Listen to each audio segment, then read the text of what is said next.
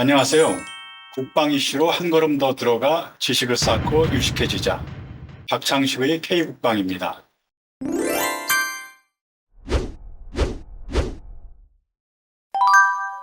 북한의 러시아 파병이 뜨거운 쟁점이 됐죠. 북한 의도는 뭔가? 우리 안보에 미칠 영향은 무엇인가? 우크라이나 상황은 어떤가? 우리는 어떻게 대처해야 하나? 북한군 러시아 파병 문제를 칠문칠답으로 풀어보겠습니다.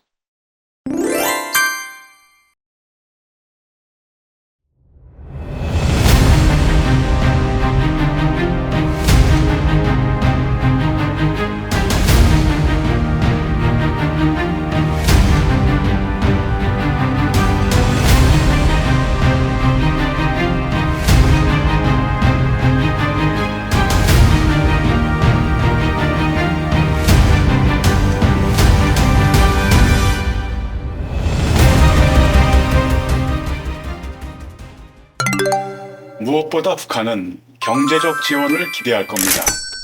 국가정보원 발표에 따르면 러시아는 북한군 병사 1인당 2,000달러, 한화로 약 270만 원의 봉급을 주기로 했습니다. 북한 군인들이 이 정도 봉급을 받아 본국으로 송금하면 북한 경제에 큰 도움이 될 겁니다. 참고로 북한 국내 총생산, GDP는 2020년 기준으로 36조 2천억 원입니다. 같은 해 한국의 60분의 1 수준이죠. 2023년 기준으로 북한의 1인당 국민소득은 연간 약 1,300달러, 한화로 160만 원입니다. 한국과 비교해 30분의 1입니다. 북한군 병사는 월 단위 국민소득의 18배가 넘는 봉급을 매달 러시아로부터 받게 됩니다. 외화 획득이 전부가 아니죠. 북한군이 전투에 참여한다면 군사강국 러시아한테서 군사 장비를 어느 정도 제공받을 것입니다. 북한은 국제무대에서 발언권도 나아질 것입니다. 그동안 북한은 국제무대에서 거의 완벽하게 고립 상태였죠. 중국과 러시아는 그동안 북한을 적극적으로 돕지 않았습니다. 한국과 더 가까울 때가 오히려 많았습니다. 이번에 북한은 미국과 서방 국가들에 대항하는 공동 전선에 참여함으로써 러시아를 친구로 만들었습니다. 북한이 러시아를 도우면 유사시에 러시아가 북한을 도울 가능성도 커지죠. 북한으로서는 정권을 유지하고 안정시키는 데 유리해집니다.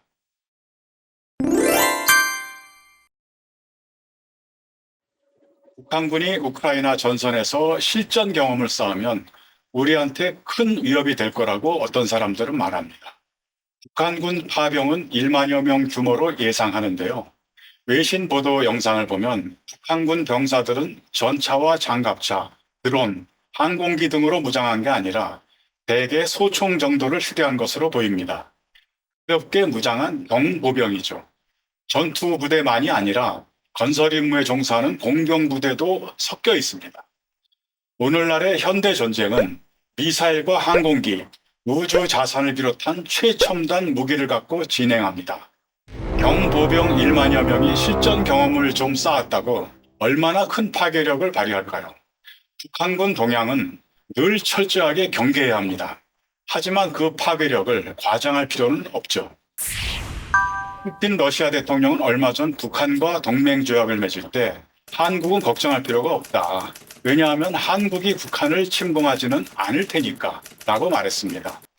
러시아가 북한을 돕는 것은 북한이 침공받을 때뿐이다. 그게 아니고 만약에 북한이 한국을 선제적으로 침공한다면 러시아가 북한을 돕지 않는다라고 하는 뜻이죠. 푸틴 대통령은 북한과 조약을 맺으면서 한국과도 좋은 관계를 유지하고 싶다는 뜻을 비친 것입니다. 북한이 파병까지 했으니까 북한과 러시아는 분명히 더욱 가까워집니다. 그렇다고 해서 북한과 가까워진 러시아가 곧바로 우리를 위협할 것이다 라고 미리 확대 해석할 필요는 없습니다. 실질적인 위협은 러시아가 북한에 첨단 군사 과학 기술을 제공할 가능성입니다. 북한은 대륙간 탄도미사일을 개발했지만 대기권으로 다시 진입하는 고급 기술은 아직 갖고 있지 못한 것으로 보입니다. 러시아가 만약에 이런 첨단 기술을 북한에 넘겨준다면 북한의 군사 능력이 확 올라가죠.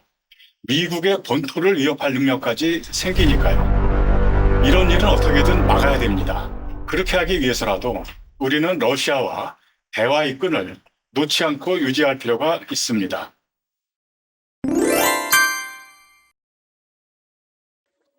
한마디로 거의 막바지라고 보면 됩니다. 러시아가 우크라이나 영토 5분의 1쯤 되는 동부 돈바스 지역을 거의 점령하고 치기에 들어간 상태입니다. 포크로우스크라고 하는 동부 지역의 요충지를 향해 러시아군이 계속 진격하고 있죠. 우크라이나군은 지난해 가을에 대반격 작전이라고 펼쳤는데 실패로 돌아갔습니다.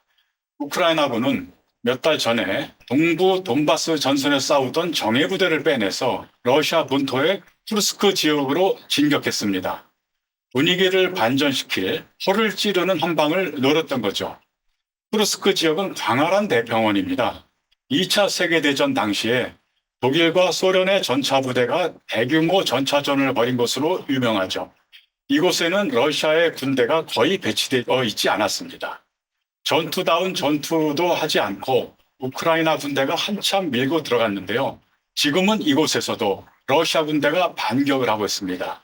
쿠르스크에 들어간 우크라이나 군대는 보급로를 현재 위협받고 있는 상태입니다. 국제 정치 상황도 중요한데요.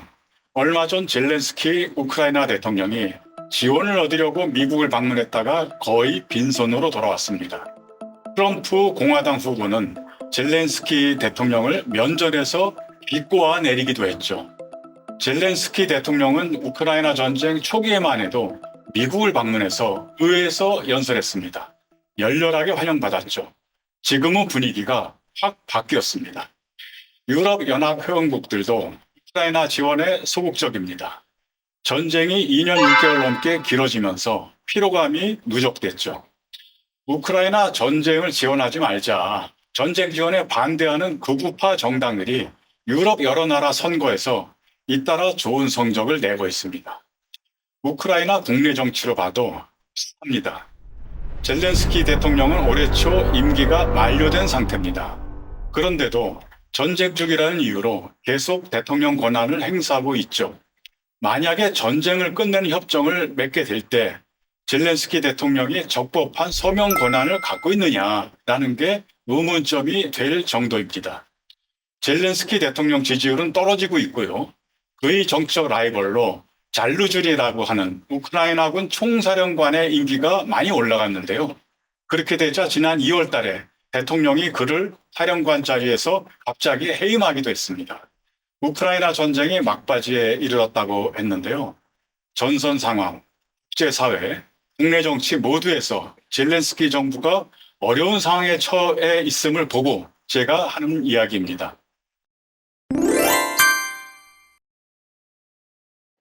젤렌스키 우크라이나 대통령은 여러모로 궁지에 몰려 있는데요. 외국 지원을 늘려보려고 한군 파병을 국제사회에서 적극적으로 이슈화하고 있습니다. 우리는 어떻게 해야 할까요? 한군의 움직임을 면밀하게 파악할 필요가 있습니다. 우리 안보의 위협 요인이 추가될 것은 없는지 민감하게 주시해야 합니다. 하지만 북한이 러시아에 파병했다고 해서 한국도 그 전쟁에 자동적으로 개입할 의무가 추가로 생기는 것은 전혀 아닙니다. 전쟁에 우리가 적극적으로 개입한다고 해서 국가적으로 볼 때 이익이 생길 것도 없습니다. 현재 우리는 경제적 불이익을 무릅쓰고 대러시아 경제 제재에 이미 참여하고 있죠. 아시아에서 대러시아 경제 제재에 참여하는 나라는 싱가폴, 대만, 일본, 한국 네 나라밖에 없습니다. 우크라이나에 대해서는 살상 무기가 아닌 일부 군수 물자를 이미 지원하고 있습니다.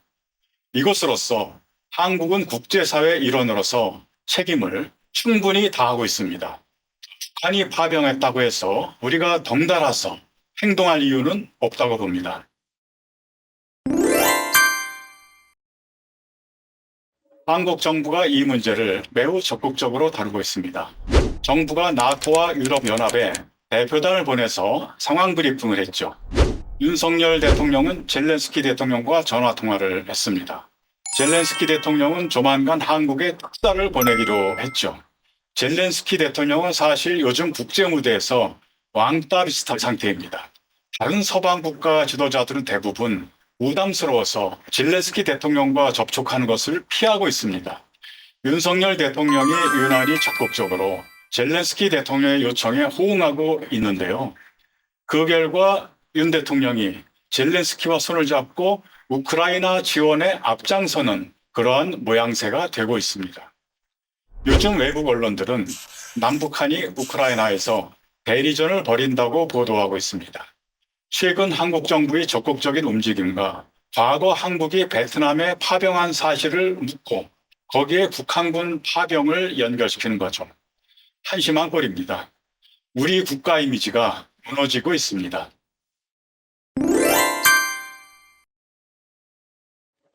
대통령실과 국방부, 국가정보원은 참관단이나 포로 신문조를 현지에 파견하는 방안을 거론하고 있습니다. 방어용과 공격용 살상무기를 우크라이나에 제공하는 방안도 검토하고 있습니다. 전쟁 중인 나라에 군사요원을 파견하는 것은 극도로 신중해야 합니다. 숫자가 얼마이든 임무가 무엇이든 관계없이 교전 상대국은 그것을 파병이며 참전이고 군사 개입으로 간주하기 때문입니다. 미국과 서방 국가들도 우크라이나에 물자는 제공하더라도 군인을 파견하는 일은 국력 회피하고 있습니다. 우리가 북한과 휴전선을 사이에 두고 군사적으로 대치하는 것도 불행한 일입니다. 북한이 아닌 다른 나라와 적대 관계가 되는 것은 절대로 피해야 합니다. 우리 안보가 더욱 위태로워질 수 있습니다. 만에 하나 정부가 군사요원을 파견하겠다고 판단한다면 국회 동의를 받아야 합니다. 헌법 제60조 2항은 국회는 선전포고, 국군의 외국에 파견 또는 외국 군대의 대한민국 영역 안에서의 주류에 대한 동의권을 가진다라고 명시했습니다. 레바논에 파견된 육군 동명부대 같은 유엔 평화유지군 PKO 참여도 해마다 국회 동의를 받고 있습니다. 일각에서는 부대 단위 파병은 국회 동의를 받아야 하지만 개인 단위로 몇 사람 파병하는 것은 국회 동의를 받지 않고 국방부 장관 재량으로 승인할 수 있다고 주장합니다. 국방부가 국군의 해외 파병 업무 훈령에 그런 방식으로 규정해 놓고 있습니다. 그런데요, 이 훈령은 법률도 시행령도 아닌 시행령 하위에 있는 시행규칙에 불과합니다. 행정부의 한 부처가 유지하는 하급 시행규칙 규정을 갖고 훨씬 상위 법령인 헌법 취지를 뒤집으면 곤란하죠. 특히 우크라이나 전쟁은 섣불리 관여했다가 우리도 분쟁에 연루될 수 있는 위험성이 매우 큽니다. 헌법 취지를 헌법 그대로 엄격히 적용하는 게 맞습니다.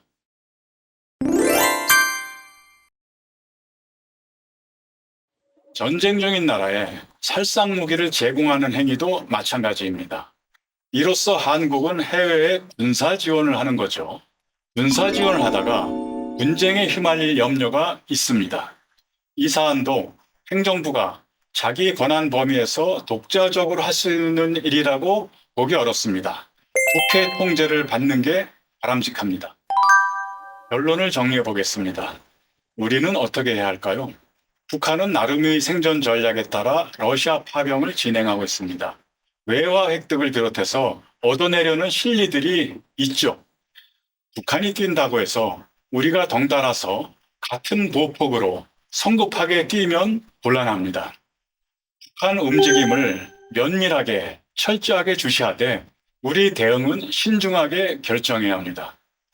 우리는 대러시아 제재 참여를 비롯해서 국제사회 일원으로서 이미 우크라이나 전쟁과 관련해서 책임을 다하고 있습니다.